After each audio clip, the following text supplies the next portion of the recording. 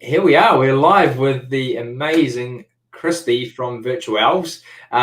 She's been my fairy godmother about all my crazy projects over the time. And if I ever get stuck, it's literally the phone call or the messenger. I said, Kristy, are you free for a 30-minute chat? And she seems to just bring me down from the clouds and ground. So here is my fairy godmother and everything virtual and outsourcing. Here she is. Welcome. Thanks, Steve. I need my wand. I don't know where it is. Yeah. Sarah will see one in the post. It's fine. I had a Zoom call today and a question around building virtual summits and everything like that. And the question that came up, the question to the audience was like, yes, we're going through some uncertain times right now, but what's an example of humanity in the last 2 weeks that's been a high point for you? I've definitely got a lot. Yeah, me too, to be honest. And, what I'm realizing at the moment, just, we're all in the same boat. The whole world, right, has had to do this self-isolation, right? And what I'm seeing, though, is there's a real divide. There's the people that absolutely can't do it and can't stand it. And they were usually the people that were real extroverts who loved being out with people, never liked being at home. And then there's not necessarily, I wouldn't say introverts because I'm not an introvert, but I really like my own space and I like being, I like being comfortable in my own space. And so you've got these two camps, right? And I'm finding that the ones that don't mind being at home, don't mind being by themselves, are coping a lot better, obviously, than the others. But these ones that are used to being out are moving faster on learning how to adapt, which is interesting.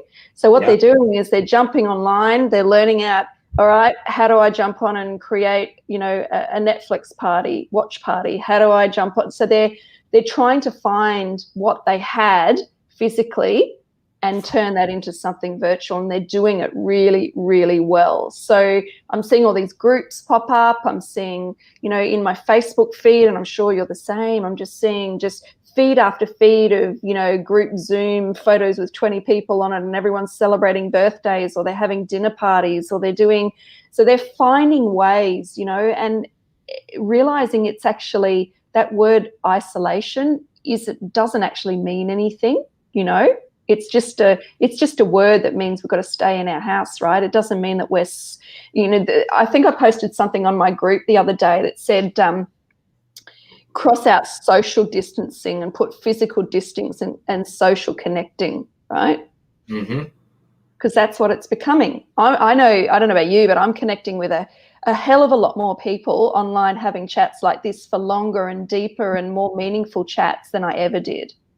Well, I think we just got the universal permission to be able to reach out and connect with people that we haven't. And to be honest, Kristy was the one that gave me the idea and also the platform. Like in regards to tools and resources, I'm stuck for a project management tool.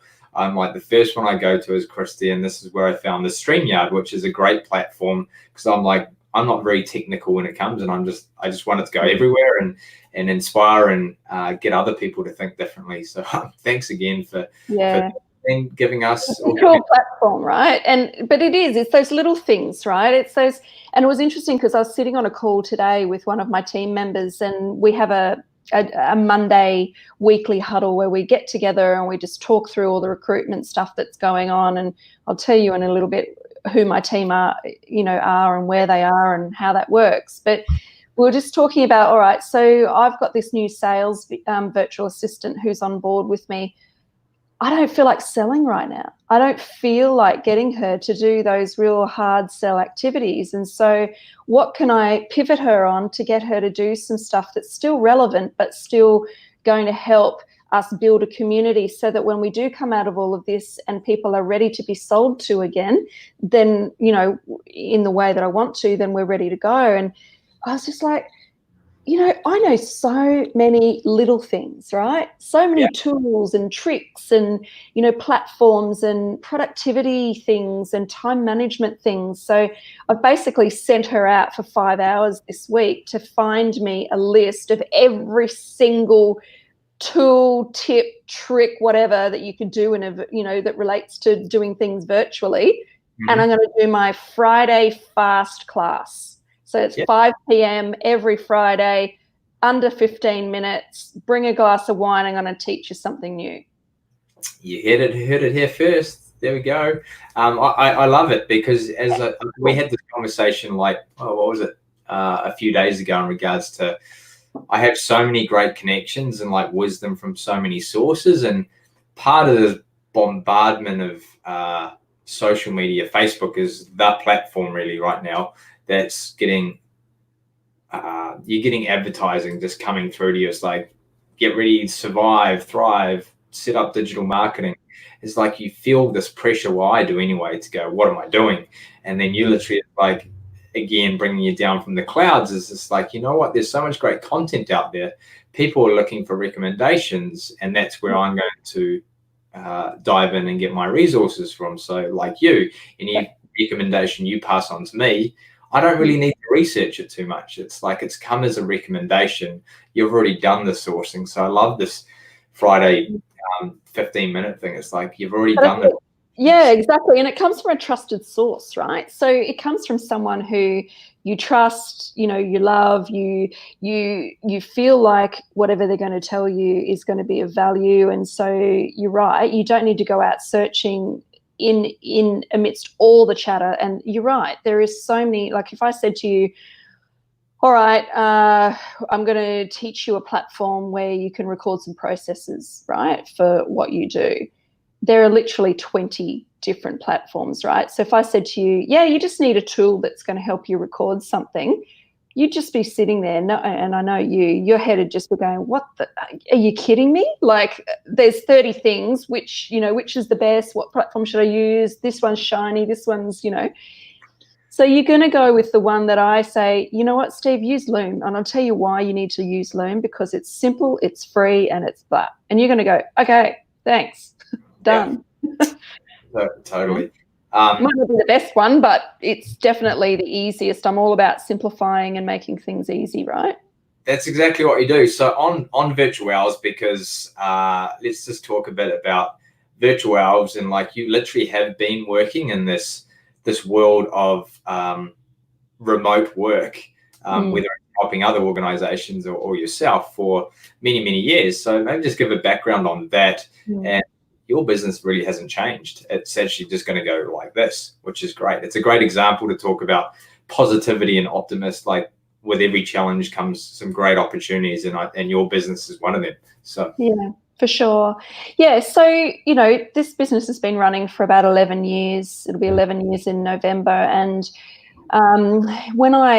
my background is basically hotel management, and then I moved into hospitals and running large teams of over 150 people, sort of all the admin staff in hospitals. So I was really, I'm a very process-driven, structured, customer service-based person anyway. So I had my 2 kids, and, you know, I was really lucky because the hospital CEO who I was working for in Sydney said to me, look, you know, you're really valuable, even though you've got your kids, would you like to do a bit of work for me and work on some projects from home? And I kind of went, yeah, all right. And that was sort of the first sort of stepping stone into working virtually and working from home. You know, they gave me that because of the value that I was able to offer. So I started to understand it a little bit then. Then when I left them, when the kids were still little, I took on a project for 12 months working in a medical communications company. Really busy company. They did all of the communication work for Panadol and Nurofen and all the big, you know, medical companies. And so great job, office manager, you know, really given quite a lot of leeway to do what I wanted. But I found that I was sitting in an office for 8 hours a day, literally with about 2 hours worth of work, thinking, what the hell am I doing for the rest of the time? Because they needed somebody there to accept deliveries, right? Yeah, wow. So in that time, I went, I'm bored as hell. I had 14 months worth of work, bored. What am I going to do? And so I started to research, what could I be doing that, you know, is current right now. And I got upon a site in the UK that was virtual assistants, and I'd never heard of it before. I didn't really know much about it. Australia really wasn't doing anything in that space big time. So yeah, I kind of just got listening to that. And so when I left that contract, I started up my business. And by that stage, I'd already, because I had so much time in the business doing nothing, I'd already set up business cards and a name and everything. I'd basically worked it all out. And so when I started working from home, I took on a couple of friends who were lawyers and needed some support in booking flights and bits and pieces. So I did a bit of the work myself, which was nice. But within 6 months, I was doing 30 to 40 hours a week. I couldn't cope with it because I still had a child at home. And I just kind of went, yeah, something's got to change here. And so I jumped onto a platform called Odesk at the time. Yep. You might have known it. It's now called Upwork. And I kind of went, okay, what could I find on here? And I think the reason why the business evolved the way that it did was because I'm a really resourceful person. So I was constantly looking out for the next, you know, resource or a way that I could do things more efficiently or better or whatever. So, you know, that kind of gave me I gave myself the permission to kind of go, all right, well, what help could I get? And so I brought on my very first virtual assistant, Cherry, who is with me today. That's amazing. Yeah, 10 years later. Yeah. It was incredible. And so I didn't have any money, right? I had literally $50 a week that I could spend on getting this resource. And so luckily for me, she was $5 an hour at the time. So, you know, $50 a week was 10 hours worth of work. I could bring her on. She shared the vision that I had for the business of growing it. And so she was willing to step in at that point. And literally within, I think it was 6 months, she was working 20 hours a week and we were bringing on all these new clients. I was networking like a champion, you know, just going out to everything I could. And because no one knew about it, right? No one knew about virtual assistants and what it could do for you 10 years ago. No. Nothing. No. You know? So it was a really good time for me to jump in and do that. And so I built up a lot there. And then Cherry, very slowly, as we got busier and busier, Cherry helped me start recruiting more girls and bringing more resources on. And we brought web developers and graphic designers and whatnot. And, you know, now we've got 25 virtual assistants, all home-based. The model is always been home-based because I totally believe that, you know, that's how I want to work. So why can't I let them work that way? Overheads are low, you know. It's great. That's right. My little dude in the background. Oh, that's okay. Say hi. He's a little bit upset. So good. Bring him over. Do you want to bring him over? Is he okay? Oh, buddy.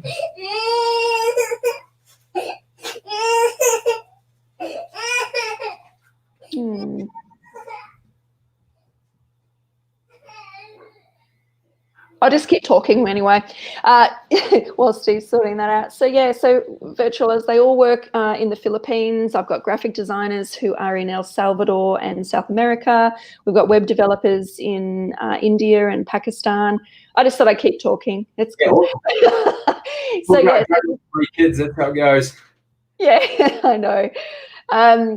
Yeah, so, you know, the team has developed, obviously, you know, it's a real family. I have never, ever wanted this business to be a volume-based business. I've always wanted it to be around good clients, good VAs, people that really want to connect, people that understand and value the relationships between working with a VA rather than just expecting that it's a cheap option. So I've been really careful with which clients I bring on board and what type of VAs I try to bring on board as well. A lot of our VAs have been with us for over 5-6 years. You know, they rely on us for supporting them, you know. I think it's maybe a time to like reframe the whole VA because maybe it's Tim Ferriss, and we've all read Tim Ferriss's 4-Hour Work Week, and that's kind of where I came across hey, you can outsource it to the Philippines and it's cheap as chips. Yeah. And it kind of created a bit of a use and abuse, I hate the word, where actually really valuable, well-educated people. And I kind of see this opportunity with Fiji and other nations like Philippines and India. Yes, there are, but with travel and tourism and the whole world changing to this new normal, there's a great opportunity that we're so connected, and we now know that. I just jumped off a call with Simon Bowen from Models Method. His incredible method is like, Steve, you're a genius at live experiences. I digress, but we'll come back around. Is that live experiences haven't gone anywhere. Like Zoom is a live experience. It's just you're moving from a room to a Zoom room. So things are just the new normal. Like, as you said, we're more connected, having deeper conversations and feeling more connected in a sense of belonging virtually than we ever have. So this whole new opportunity of people taking the time to breathe at home because they're with their loved ones or have loved ones that are at home solo, and a lot of time to think about doing that project that they've always wanted to do.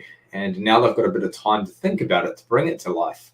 And what I love about you and Virtual Elves is that you can literally like mind map something. And a lot of the sticking points people have is like, I don't know how to create a website.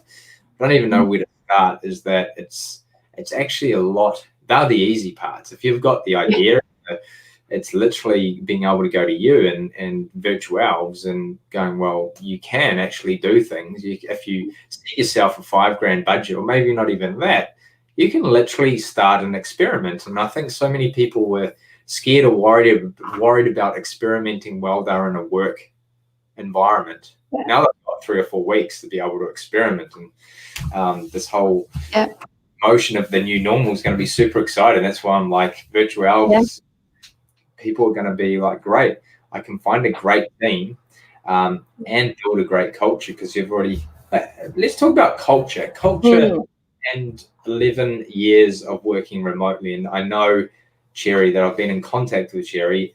You've got this amazing working relationship. You've been up to the Philippines. That it's like family. How do you foster that? Because it is, again, a lot of VAs are just like, you do my dirty work. But you've literally formed this family of incredible people that work for you, and the culture that you've created. Yeah, look, that's really interesting. And, you know, I've done so many presentations on this because I believe it's the number one reason why you end up with a team that supports you for the long term. Because, you know, the big thing for me is your mindset has to be right before you even start on this journey of outsourcing, right? If your mindset is that you're looking for a freelancer, so that I always break the mindsets into 2 parts. You're either looking for a long-term employee, or you're looking for a freelancer, right? So your freelancer mindset is all, you know, to me is short-term, quick work, fast, cheap. You know, it's that I just need something done, so I want someone to do it for me. If you look at the long-term mindset of someone that's going to be an integral part of your team and be really, really focused on working with you for the long term, your mindset has to be different, right? It has to be that you want them to integrate into your business. You want them to actually, before they even come on board, have an interest in what you do and be the one to make a decision whether or not that's going to work for them and the values are a good match. I mean, whenever we hire, we have a really, really particular way of hiring. We don't just throw it out to anywhere. We go to LinkedIn groups for people that are interested in long-term relationships. So there are groups in LinkedIn for VAs and for VAs that are really serious about what they're doing rather than just the freelance mode. Because that's the thing. People do go to Upwork, and I've gone through this process without Kristy and with Kristy. So you get into Upwork or one of these things, and if you don't set the right job description, and that's not my forte, is writing exactly what needs, because I'm an ideas person, so what I actually need to actually be able to, and you end up putting up the job and you get a whole 100 replies and it's just too overwhelming. And I think that is, again, another super power of yours is being able to really extract out of the client's mind or my mind to go, what is actually needed? Do you need it or do you not? And then being able to, you've already got them within the team or going through a pretty detailed process is like, there you go, Steve. Here's 3 that I've vetted down that I think based on your culture, how you think, how you work, comes a massive value. So, yeah. And I think, in that as well, our VAs, they don't get to just work with us, right? They've also got to go through a fairly hefty process to get to the point where we will put them in front of a client. So they have to do an interview process. They have to do a whole lot of tests. We make sure that we do English tests, we do typing tests, we do behavioral intelligence and emotional intelligence testing. They've got to do all of those because we want to be able to present to our clients the very best candidates that we can. So we're not going to put somebody forward who has a 74% result in an English test, right? Because one of our highest values is that we've got really intelligent VAs that know how to communicate in English, both written and speaking, right? So with our values, they've got to match our values. We know in a heartbeat if they're just here for a quick job or if they're here for the money. We know in a heartbeat. That's not what we're after, right? So we're interested in the VA who's willing to come in at the rate that we've set because we want all of our VAs coming in at the same rate to make it fair. Then we've got a process. So you were asking earlier about how do we keep them long-term and how do we build that culture? Well, the first step is Cherry's in the Philippines, right? So even though everyone is home-based, she is there. I have an assistant to her. They basically nurture the girls. So they are there to answer calls, to talk to them, to help them if they're struggling with anything in their own dialect, right? So they're there to talk to them. And because I can't do that. Like I'm the boss. They see me as the boss. So you're empowering people to empower others. And that's the key, I think, versus a one-on-one type relationship and being able to build up a team. And again, I kind of digress. And I think like, I'm actually thinking virtual hours right now, like the US dollar is, so I'm getting approached for maybe 3 or 4 events that they can pay me in New Zealand dollars, the Pacific peso, I like to call it right now, as the US dollar goes so far right now. Do you think for the people that don't have work or potentially are in jeopardy of losing their jobs through this pretty turmoil time down in New Zealand and Australia, that this could potentially be a hub for a lot of work for US-based companies and European-based companies where currencies are a lot stronger? Like I really see it as a massive opportunity. I was just speaking to friends in Silicon Valley and they're paying people $10,000 to move out of Silicon Valley right now and see Sydney and also Auckland as great hubs to literally pay their employees or get employees based on this part of the world. It's a massive cost saving. So I was just like, that's an intriguing model. Look, I do think so. I do think that our dollar will strengthen. I do think as all of this starts to move, it will strengthen and it may drop again. But I do feel, I mean, we talked about this, about the US potentially, and I've had 2 inquiries from US company or business owners about VAs just this week. But the US is also, they've tapped into the Philippines a lot sooner than Australia ever did or New Zealand ever did as a business community. Some Americans really just want to work with Aussies or Kiwis. There's that premium that they're willing to pay. So just an interesting thought. But what are you most excited about right now? Because I know with part of the journey of Virtual Elves, just like any business, and we've had these vulnerable conversations, it's like some days are really flat and it's like trying to pick yourself up. But we did have this conversation like a week ago. You're like, wow, this is an opportune time. It's really be of service to a lot of people to help either stay afloat, survive, or actually bring their idea to life. So and I think I'm a lot like you as well. I used to be sort of that person that could dissect everything right and put the processes in place, and I'm now a lot more sort of higher level ideas. As I've grown in the business, and I've grown the business, and I'm now sort of that entrepreneur thinking of the ideas and ways to do things differently. And so for me, I guess the exciting things are that I have the ability here today to reach so many more people around what I have already known for the last 10 years, to support them and help them and guide them into making their businesses more, not just more virtual, but just more sustainable. Because I think, you know, running a virtual business, and it's a super lean business, right? When you run a virtual business, it's really lean. You can afford to have it be really lean. I have no employees, but I've got 35 contractors, right? So I don't pay taxes on them. It's an expense, but I don't have to pay workers' comp. I don't have those employee costs. So the business is really, really lean, which enables me now to start thinking about, all right, so how do I show other people how to do that might have been a bricks and mortar business that is now having to come online, right? They have no idea, and I'm helping 2 businesses this week already just with that, because they don't understand it. It's not their world. It's not the place that they've been hanging out, right? So the excitement for me is, all right, I'll start with my, Friday fast classes and doing those quick, short, sharp tips. But I've also got the bigger picture of being able to consult to people now, rather than just provide a virtual assistant.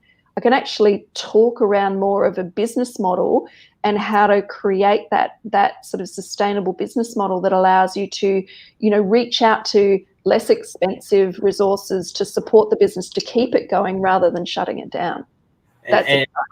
And giving people amazing opportunities.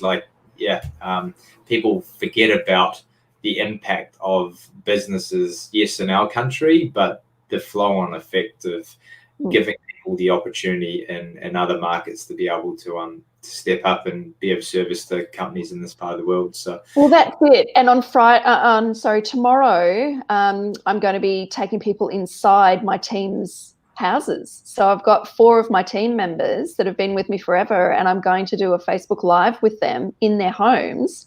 Wow. So that we can actually get a sense of what it's like for them. They're going through the same things as us, but how do they work? How do they do things? What sort of skills have they got that they can pass on? And you wouldn't get to see that normally.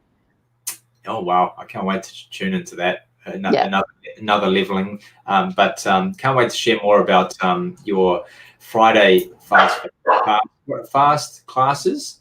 Oh, hey, buddy. I have my dog. And I will post links to people. But is there anything else that you'd like to share around Virtual Elves and how people can tune into you, and maybe a question to leave people with to ponder? Yeah, look, I think one of the big questions at the moment is, how can you reimagine the way that your business runs to make it more streamlined and more susceptible to future disasters like this? So that you're not in a position, that some of you may be in, because I know it's been tough for a lot of businesses, and you can weather this, because there are ways that you can weather this. So, if you ask yourself that question, think about that. If you have any, concerns around what you could do, then come and talk to me. Book a call with Kristy. Well, Kristy, thanks for many years of friendship and just my support and rock around Virtual Elves, and help solve many problems, and just being a great friend. And these Evolve conversations really are about reaching out to people that have made an impact on my life over the last 15 odd years. And it's been awesome. I'm absolutely honored to be one of those people, and thank you, because whilst you think I'm your rock, there's a hell of a lot that you do to support me as well, so know that. Thanks, man. You're a champion, and we'll share more on show notes and stuff later on. So thank you. Thanks, mate. Thanks, everyone. See ya.